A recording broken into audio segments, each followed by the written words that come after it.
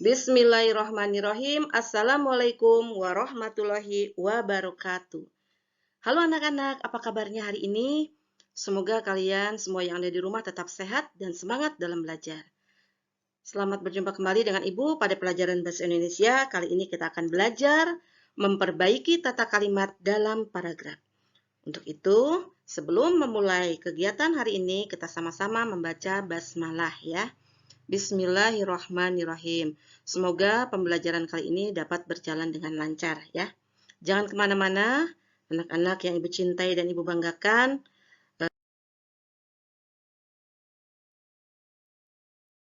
Tujuan pembelajaran kali ini, peserta didik dapat memperbaiki tata kalimat dalam paragraf. Nah, ada sebuah contoh kalimat. Menjadi usaha nyata mengatasi reboisasi kerusakan hutan yang terjadi di Indonesia. Kalau kalian membaca dan mendengarkan kalimat ini, kira-kira paham tidak apa yang dimaksudnya dari kalimat tersebut? Tentu tidak paham ya. Jadi sehingga supaya kalian paham, berarti kalimat ini harus diperbaiki. Bagaimana memperbaiki kalimat ini? Siapa yang bisa? Ayo jawab. Iya. Reboisasi menjadi usaha nyata mengatasi kerusakan hutan yang terjadi di Indonesia. Betul. Kemudian kalimat yang kedua. Berkunjung di pusat lawean pembuatan batik para siswa SD Harapan Bunda. Apa sih maksudnya? Nah, belum jelas ya, sehingga kalimat ini harus diperbaiki. Siapa lagi yang bisa menjawab? Iya, betul. Jawabannya, para siswa SD Harapan Bunda berkunjung di pusat pembuatan batik lawean. Ya, atau para siswa SD Harapan Bunda berkunjung di pembuatan batik. Salah itu ya. Para siswa SD Harapan Bunda berkunjung di pusat pembuatan batik lawean. Itu yang betul ya. Paham sampai di sini? Nah, sekarang kita kembali ke kalimat. Kalimat adalah satuan bahasa yang berdiri sendiri dan menyatakan makna lengkap. Kalimat terdiri atas subjek, predikat, objek, keterangan, dan pelengkap. Tentunya kalian sudah tidak asing lagi dengan kata-kata subjek, predikat, objek, keterangan, dan pelengkap. Tetapi Ibu ingin mengecek dulu apa sih yang dimaksud dengan subjek, predikat, objek, keterangan, dan pelengkap. Mari kita lihat tayangan berikutnya.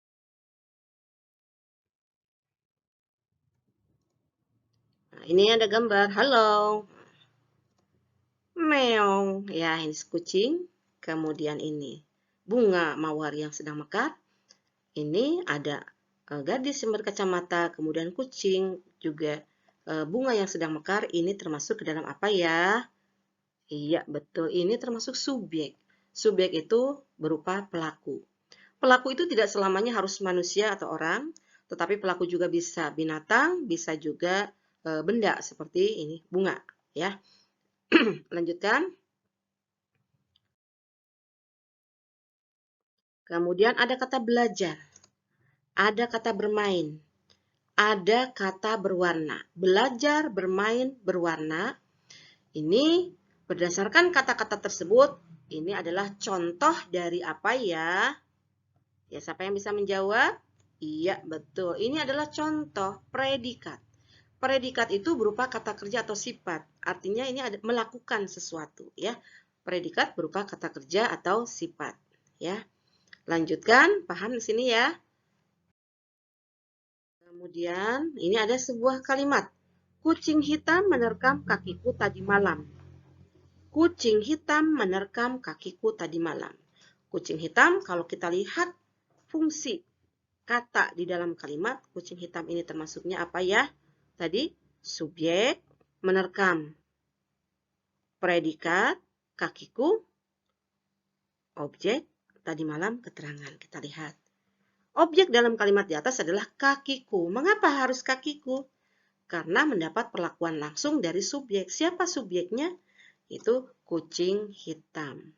Paham sampai di sini? Nah, ini kata yang dicetak berwarna merah ini berupa objek. Objek itu adalah yang dikenai. Ya, dikenai oleh siapa? Dikenai oleh subjek. Next, lanjutkan. Kita lihat ilustrasi gambar berikut. Kucing hitam menerkam kakiku tadi malam. Kucing hitam, ini kalau dilihat dari gambar itu sebetulnya ada subjeknya dua. Tadi Ibu kata menerangkan di awal subjek itu bisa berupa orang, kemudian hewan. Ternyata di dalam kalimat ini ada dua subjek, seolah-olah seperti ada subjek. Ada dua subjek, tapi kita lihat berdasarkan fungsinya. Kucing termasuk subjek, menerkam predikat, berarti kakiku objek, tadi malam keterangan waktu. Ya, jadi walaupun ada dua gambar di sini, tetapi masing-masing mempunyai fungsi sendiri-sendiri, mempunyai fungsi yang berbeda. Yang satu di awal kalimat sebagai subjek, yang kemudian menerkam melakukan pekerjaan, kemudian ini objeknya dikenai oleh pekerjaan subjek, yaitu kucing, tadi malam menunjukkan keterangan waktu. Paham sampai di sini? Iya. Kita lanjutkan. Nah, sebuah kalimat dianggap tidak efektif apabila satu, ketidaklengkapan unsur kalimat. Sebuah kalimat minimal terdiri dari dua unsur, yaitu subjek dan predikat. Bila salah satu tidak ada, kalimat ini akan menjadi tidak efektif. Lihat. Contoh, Risa sedang membaca. Risa termasuk subjek, sedang membaca adalah predikat. Walaupun hanya dua kalimat, dua kata, sebetulnya tiga kata, tapi dianggap sedang membaca satu kata ya. Walaupun hanya dua kata, tapi ini disebut kalimat. Tadi karena minimal sebuah kalimat itu terdiri dari dua unsur, yaitu ada subjek dan predikat. Walaupun tidak ditambah oleh objek atau keterangan. Tetapi lihat lagi contoh kalimat berikut. Memasak di dapur. Memasak di dapur ini kalimat, tetapi kalimatnya tidak efektif. Mengapa tidak efektif? Karena hanya mengandung unsur predikat saja. Sedangkan keterangan itu adalah unsur penambah atau unsur pelengkap. Nah, berarti ada sesuatu yang hilang. Ada ketidaklengkapan unsur kalimat. Apa yang tidak lengkapnya? Berarti tidak ada subjek. Apabila kalimat ini supaya menjadi benar, maka agar menjadi benar kalimatnya, maka kalimat ini harus ditambah dengan subjek. Contohnya, ibu sedang memasak di dapur. Paham sampai di sini? Kemudian yang kedua, sebuah kalimat juga menjadi tidak efektif apabila ketidaktepatan penggunaan unsur dalam kalimat. Ada kata kuncinya ketidaktepatan penggunaan unsur dalam kalimat. Nah, coba lihat contohnya. Arninda memasak pagi itu nasi goreng. Kalau kita simak, kita baca Arninda memasak pagi. Mungkin tidak Arninda memasak pagi. Ya, memasak pagi itu nasi goreng. Ini kalimat ini tidak tepat. Ketidaktepatan penggunaan unsur. Seharusnya kalimat ini diganti menjadi Arninda memasak nasi goreng pagi itu. Karena mengandung unsur subjek, predikat, objek, dan keterangan. Ya, secara lengkap. Berurutan. Atau kalimatnya bisa dirubah. Pagi itu Arninda memasak nasi goreng. Nah, ini keterangannya bisa pindah di depan. Keterangan, subjek, predikat, dan objek. Paham sampai di sini? Nah, ini ya. Jadi ketidaktepatan ini harus diperbaiki menjadi kalimat yang sesuai susunannya. Yang ketiga, sebuah kalimat menjadi tidak efektif apabila penggunaan unsur kalimat secara berlebihan. Contoh, banyak anak-anak bermain kelereng di depan rumah Andi. Sudah jelas ada kata yang dicetak merah. Ya, ada kata banyak, ada kata anak-anak. Banyak menunjukkan lebih dari satu, anak-anak pun menunjukkan lebih dari satu. Sehingga kalau kita artikan menjadi banyak-banyak, ya, banyak-banyak bermain kelereng di depan rumah Andi. Nah, kalimat ini termasuk penggunaan unsur kalimat yang secara berlebihan, sehingga harus diperbaiki. Ada yang dikurangi atau ada yang dihilangkan. Contoh, banyak anak bermain kelereng di depan rumah. Nah, kata anak-anak ini dihilangkan menjadi anak saja, karena banyak anak menunjukkan lebih dari satu. Atau kita rubah lagi menjadi anak-anak bermain kelereng di depan rumah Andi. Kata banyaknya dihilangkan, sehingga kalimat ini menjadi efektif. Paham sampai di sini? Iya. Jika paham, kita Perhatikan. Nah, ini perhatikan penggunaan. Nanti silakan ini kalian kerjakan ya. Latihan untuk kalian, perbaiki tata kalimat di bawah ini dengan benar. Ini ada soal 1 sampai 5 ya. Nanti kalian perbaiki.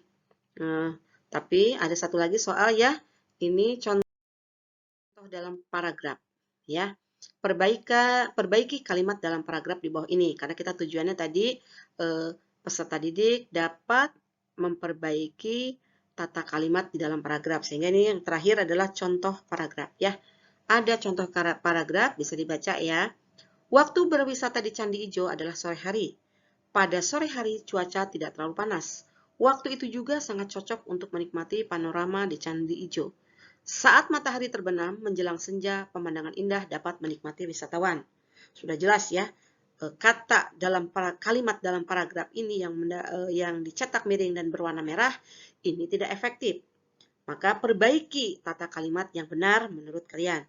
Siapa yang bisa menjawab? Iya, betul. Menjelang senja, wisatawan dapat menikmati pemandangan indah saat matahari terbenam.